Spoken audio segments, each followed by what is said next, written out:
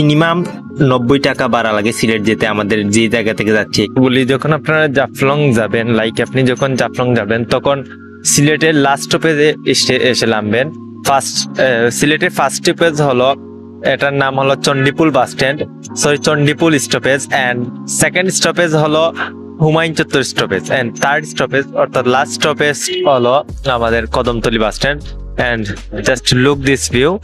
So এই bus stand থেকে আমরা একটু এগিয়ে সামনে গিয়ে সিএনজি অথবা অটো দিয়ে সুবহানীঘাট যাব। অর্থাৎ সুবহানীঘাট থেকে আমরা বাস অথবা যেই গাড়ি পাই না কেন একেবারে জাফলং 0 পয়েন্ট পর্যন্ত আমাদেরকে নিয়ে যাবে। সো যাওয়া যাক আস্তে আস্তে আমাদের সেই কাঙ্ক্ষিত জোনে আর কি। তারপর আমরা রিক্সার সাথে বার্গেনিং করে 15 টাকা দিয়ে চলে যাই সুবহানীঘাটে এর জন্য। ইবনে সিনা হসপিটালে একটু বাম দিকে টার্ন করলে দেখবেন এখানে অনেকগুলো বাস রয়েছে। এই বাসগুলো কিন্তু মূলত জাফলং যায়। এন্ড এখানে 2 ধরনের বাস রয়েছে, একটি লোকাল আর একটি গেটলক বাস। তো গাইস, ইবনে সিনা হসপিটালের অর্থাৎ সুবহানীঘাটের ইবনে সিনা হসপিটালের থেকে একটু হেঁটে হেঁটে এসে সামনে দেখবেন এরকম বাস রয়েছে।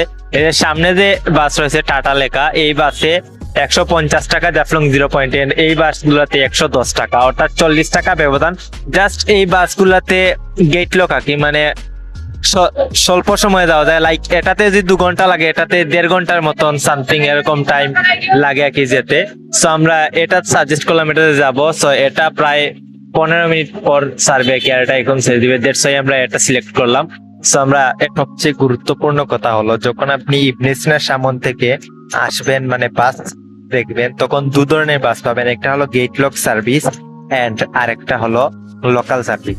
সো বেসিক্যালি গেট লক সার্ভিসে তারা যখন ইবনে সিনা সামন থেকে মানুষ তুলবে আর নামিয়ে দিবে জাফলং পর্যন্ত, এর ভিতরে কোনো মানুষ তুলবে না। এটা হলো গেট লক সার্ভিস।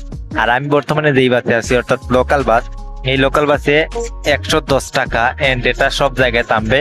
এটা যেতে যেতে 2 ঘন্টা লাগবে।